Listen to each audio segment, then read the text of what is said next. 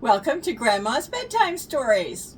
And welcome back to the next two chapters of Nancy Drew and Clue Crew, The Case of the Sneaky Snowman, by Carolyn Keene and illustrated by Mackie Penmanshwan. Remember your blanket. Chapter 3, The Snowball Fright. Are we sure this is the right spot? Bess asked. Remember, Sherlock the snowman was not there in its spot. So we want to find out where he is, huh? Totally, Nancy said. This is the right spot. The three friends stared at the empty spot in the snow, the spot where Sherlock had been standing just yesterday. Maybe he melted, Nancy said. He couldn't have melted, Georgie said. The temperature is still below freezing, and all the other snowmen from yesterday are still around. Then what happened to Sherlock? Bess asked. Did he take a walk, just like Deidre said he would? Nancy walked to the spot where Sherlock had stood. She patted the snow on the ground. Someone probably knocked him down, she said. That's all. Then where's Sherlock's scarf? Georgie asked. And his broccoli nose, and my dad's old boots. I don't know, Nancy admitted. She saw a big footprint in the snow.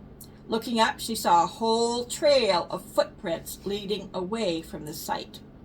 Look, Nancy said, whoever knocked down Sherlock left footprints. Georgie tilted her head as she studied a print. The soles had a diamond design, just like my dad's old boots, she said. The boots we put on Sherlock. Then Sherlock did walk away, Bess gasped, just like Deidre said he would.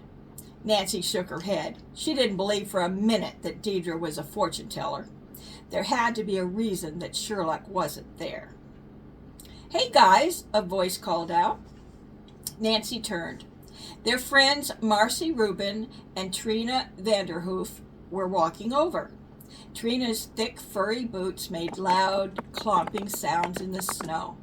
Marcy wore blue rubber boots with a pretty white snowflake design. Guess where we're going? Marcy asked. To the beach, Georgie joked. To swim with the polar bears and penguins? Very funny, Trina said with a smirk. We're going to see Madame Chocolate. Oh no, Nancy thought. Not them too. Trina and I saw Madame Chocolate yesterday, Marcy said. She told me I'd get a bright and shiny surprise. What did that mean? Nancy asked.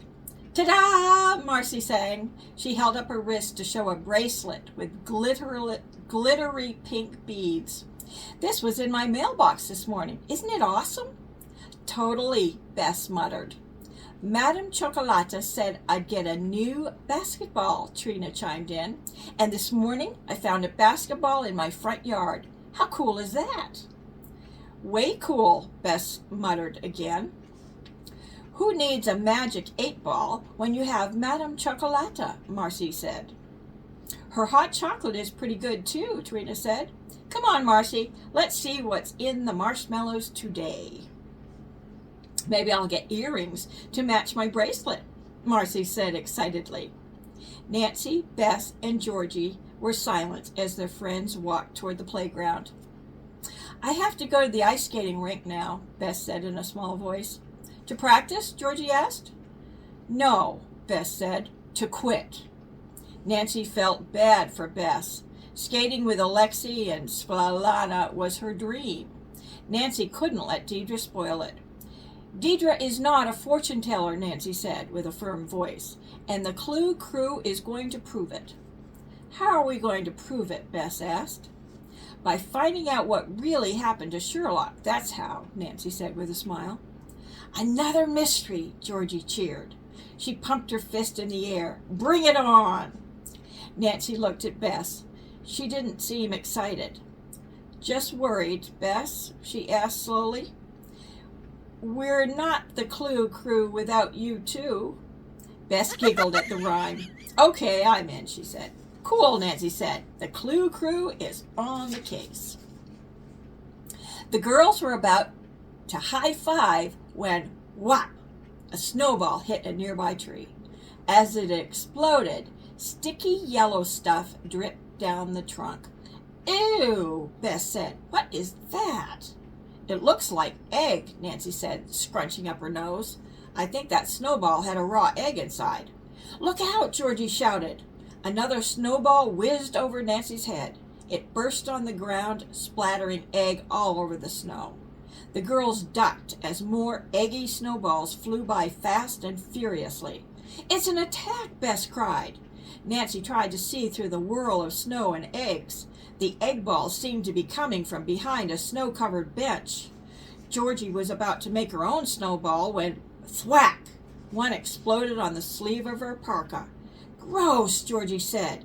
She watched as sticky egg yolk dripped down her sleeve. I am never eating scrambled eggs again. The icky snowballs finally stopped. The girls waited until they were sure the coast was clear. Then they walked slowly and carefully to the bench. Nancy peeked behind it. A half-empty carton of eggs lay on the ground. Next to the box were letters carved in the snow. It looks like a message, Nancy said. The girls hurried around the bench. Nancy read the message out loud. It said, Gotcha, the Snowman. Chapter 4. Cold Case. A snowman did this? Bess cried. Maybe it was Sherlock. How could Sherlock be so mean? Georgie asked. We gave him a smile. But a broccoli nose, Bess added. No wonder he wants to get even with us. Oh, so now it's my fault? Georgie demanded. You guys, Nancy said. It might not be a real snowman. Then who is it? Georgie asked. I don't know, Nancy said. But we'll find out. I thought we were going to look for Sherlock, Bess said. The pest who threw those eggs could have knocked down Sherlock too, Nancy explained. So let's start looking for clues. The girls squatted down to study the message. Nancy found some woolly green threads inside the letters. The person who wrote the message must have been wearing something green, Nancy said. She carefully picked up 2 threads. Then she dropped them into one of the plastic bags she always carried around in case of a case. Bess pointed to the message. Look at the letters S, she said. It's written in a curly way, like a snake. Georgie found footprints leading away from the message. They were smaller than the ones near Sherlock, and instead of a diamond design, they had a starry design on the soles. Nancy and Georgie wanted to look for more clues, but Bess had other plans. She had to practice for the ice show that afternoon. Can we watch? Georgie asked excitedly. I'd love to see Alexei and Svetlana Dubinov skate. And Bess Marvin, Nancy added quickly. The girls hooked arms and walked through the snow. On the way out of the park, they saw Marcy's little sister Cassidy. The 6-year-old was lying on her back making snow angels. As she waved her arms up and down, she sang at the top of her lungs, I'm getting a puppy, a cute little puppy. Nancy, Bess, and Georgie stood over Cassidy. Did your parents say you could have a puppy? Nancy asked. No, silly, Cassie said. Madame Chocolata said I'd get one. Nancy groaned under her breath. Madame Chocolata, Madame Chocolata, Madame Chocolata. Not everyone believes in Madame Chocolata, you know, Nancy said as she kept walking. Oh, yeah, Georgie said.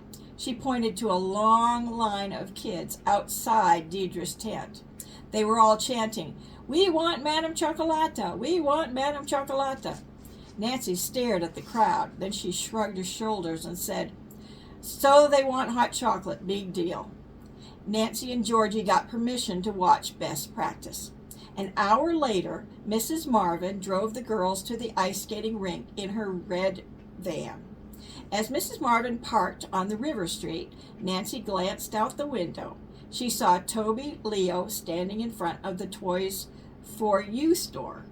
His nose was pressed against the glass window as he gazed at the new sleds. Maybe Madame Chocolata told him he'd get a new sled, Nancy thought glumly. Inside the rink, Nancy and Georgie sat on the bottom bleacher. They cheered for Bess as she skated out on the ice. She wasn't wearing her costume yet, just a pair of pink sweats. Svetlana and Alexei skated out to meet Bess. They were wearing matching black and silver bodysuits. Still skating, Alexei lifted Svetlana way over his head. "There they are," Nancy whispered. "They are so awesome," Georgie said. Alexei and Svetlana skated over to Bess. "Today we practice as if we were in the show," Svetlana announced with a Russian accent. "Hit music," Alexei called out. The song Winter Wonderland blared through the loudspeakers. Svetlana, Bess, and Alexei held hands as they glided across the ice. "I can't believe Bess is skating with Svetlana and Alexei Dubonov," Georgie whispered. Nancy turned to Georgie and said, "And she hasn't fallen once." "Whoa!" Nancy turned her head just in time to see Bess sliding across the ice on her bottom.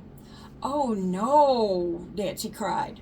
"Stop music! Stop music!" Alexei shouted. Bess slid to a stop, but didn't stand up. She just sat on the ice with her head bowed. "Don't worry, Bess," Svetlana said.